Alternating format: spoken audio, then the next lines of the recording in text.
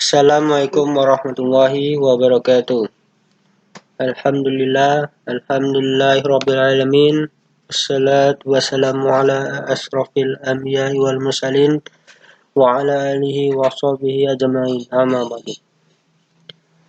Pada pertemuan hari ini di mata kuliah pengantar ilmu pendidikan, yang saya hormati dosen pengampu yaitu Ibu Asmawati SAG MPDI dan teman-teman seperjuangan yang saya banggakan. Kami dari kelompok 1 terlebih dahulu ingin memperkenalkan diri. Yang pertama, Putri Wahyuni. Yang kedua, Yunita Elsa Putri.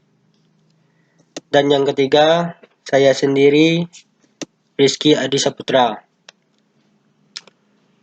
Kelompok kami membahas tentang hakikat filosofis dan ideologis manusia sebagai subjek dan objek pendidikan.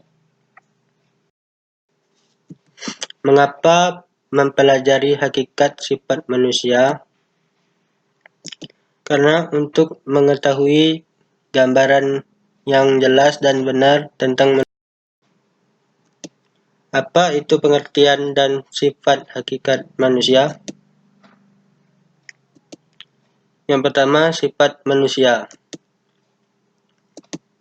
Sifat manusia adalah konsep yang menunjukkan kecenderungan dan karakteristik mendasar termasuk cara berpikir, merasakan, dan bertindak yang dikatakan manusia miliki secara alami. Yang kedua, sifat hakikat manusia. Diartikan sebagai ciri-ciri karakteristik yang secara prinsipil membedakan manusia dari hewan dan makhluk Tuhan lainnya, yaitu 1. Akal pikiran, 2. Cipta, rasa, dan karsa.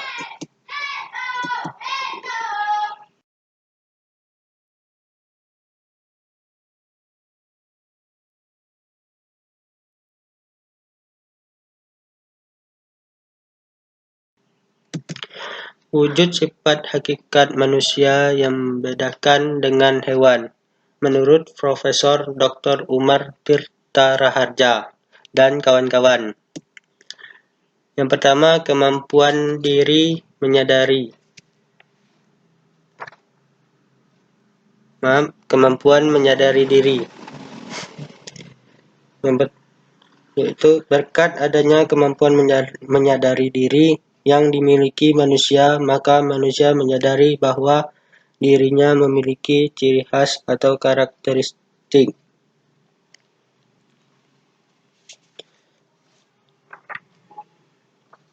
Kemampuan memahami potensi-potensi dirinya seperti ini peserta didik harus mendapat pendidikan dan perhatian yang serius dari semua pendidik supaya dapat menumbuh kembangkan kemampuan mengeluarkan potensi-potensi yang ada pada dirinya. Yang kedua, kemampuan bereksistensi. Kemampuan bereksistensi adalah kemampuan manusia menempatkan diri dan dapat menembus atau menerobos serta mengatasi batas-batas yang membelenggu dirinya, sehingga manusia tidak terbelenggu oleh tempat dan waktu. Dengan demikian, manusia dapat menembus ke sana dan ke masa depan. Kemampuan bereksistensi perlu dibina melalui pendidikan. Peserta didik diajar agar belajar dari pengalamannya, mengantisipasi keadaan dan peristiwa, belajar melihat prospek masa depan dari sesuatu, serta mengembangkan imajinasi kreativitasnya sejak masa kanak-kanak. Yang ketiga, kata hati.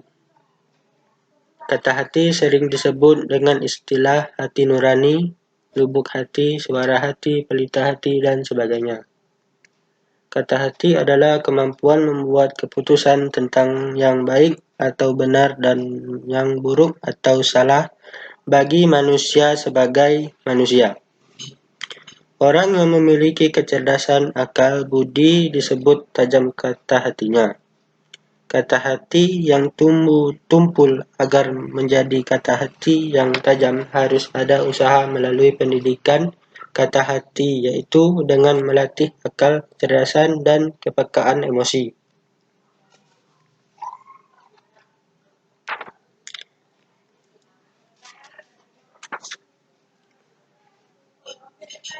Yang keempat, moral.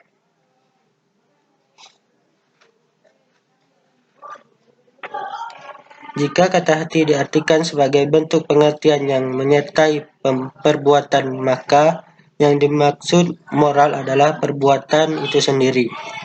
Moral dan kata hati masih ada jarak antara keduanya. Artinya, orang yang mempunyai kata hati yang tajam belum tentu moralnya baik. Untuk mengetahui jarak tersebut, harus ada aspek kemauan untuk berbuat. Yang kelima, tanggung jawab. Sifat tanggung jawab adalah kesediaan untuk menanggung segenap akibat dari perbuatan yang menuntut jawab yang telah dilakukannya. Wujud bertanggung jawab bermacam-macam. Ada bertanggung jawab kepada dirinya sendiri, tanggung jawab kepada masyarakat, dan tanggung jawab kepada Tuhan. Yang keenam, rasa kebebasan. Rasa kebebasan adalah tidak merasa terikat oleh sesuatu, tetapi sesuai dengan tuntutan kodrat manusia. Artinya, bebas berbuat apa saja sepanjang tidak bertentangan dengan tuntutan kodrat manusia. Yang ketujuh, kewajiban dan hak. Kewajiban dan adalah dua macam gejala yang timbul karena manusia itu sebagai makhluk sosial. Yang satu ada hanya karena adanya yang lain, tidak ada hak tanpa kewajiban. Kewajiban ada karena ada pihak lain yang harus dipenuhi haknya. Yang kedelapan, kemampuan menghayati kebahagiaan. Kebahagiaan adalah merupakan integrasi dari segenap kesenangan, kegembiraan, kepuasan, dan sejenisnya dengan pengalaman-pengalaman pahit dan penderitaan. Proses dari kesemuanya itu, atau yang menyenangkan atau yang pahit, menghasilkan suatu bentuk penghayatan hidup yang disebut bahagia.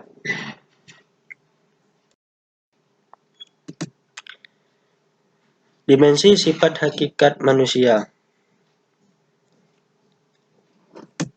Ada 4 macam dimensi yang akan dibahas, yaitu yang pertama, dimensi keindividualan. Setiap manusia memiliki kepribadian unik yang tidak dimiliki oleh orang lain. Yang kedua, dimensi kesosialan. Adanya dimensi kesosialan pada diri manusia tampak jelas pada dorongan untuk berkomunikasi dan berinteraksi. Yang ketiga, dimensi kesusilaan.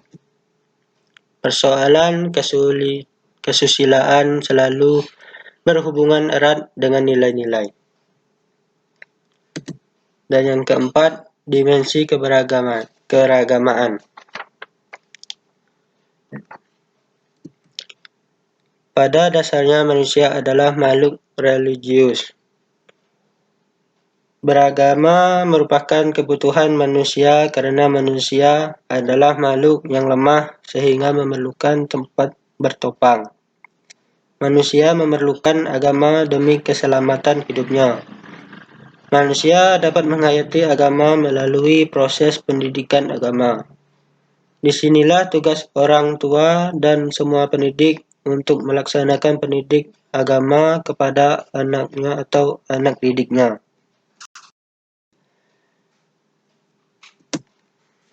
Pengembangan dimensi hakikat manusia.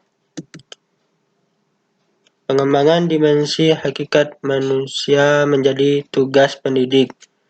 pendidikan. Pengembangannya dibagi menjadi dua.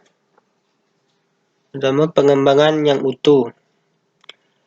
Dilihat dari wujud dimensi. Yang pertama, antara jasmani dan rohani. Yang kedua, antara keindividualan, kesosialan, kesusilaan, dan keberagamaan. Yang ketiga, antara aspek kognitif, afektif, dan psikomotor. Dilihat dari arah pengembangannya, diarahkan kepada pengembangan pada dimensi keindividualan, kesosialan, kesusilaan, dan keberagamaan yang terpadu.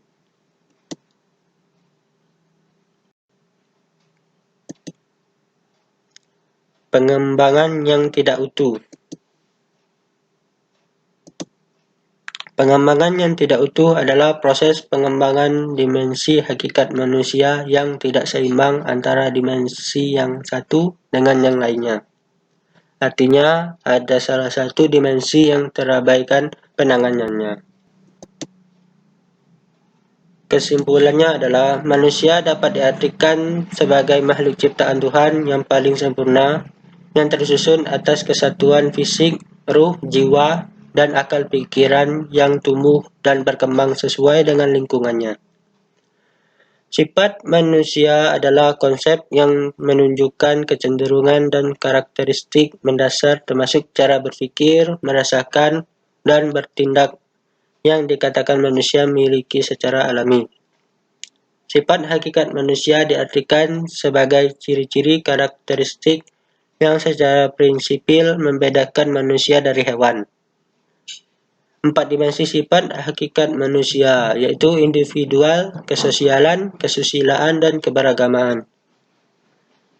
Pengembangan dimensi hakikat manusia, pengembangan yang utuh dan pengembangan yang tidak utuh. Itulah yang saya dapat sampaikan hasil diskusi kelompok 1. Bila ada kekurangan, ada kesalahan, mohon dimaaf. Saya akhiri. Wassalamualaikum warahmatullahi wabarakatuh.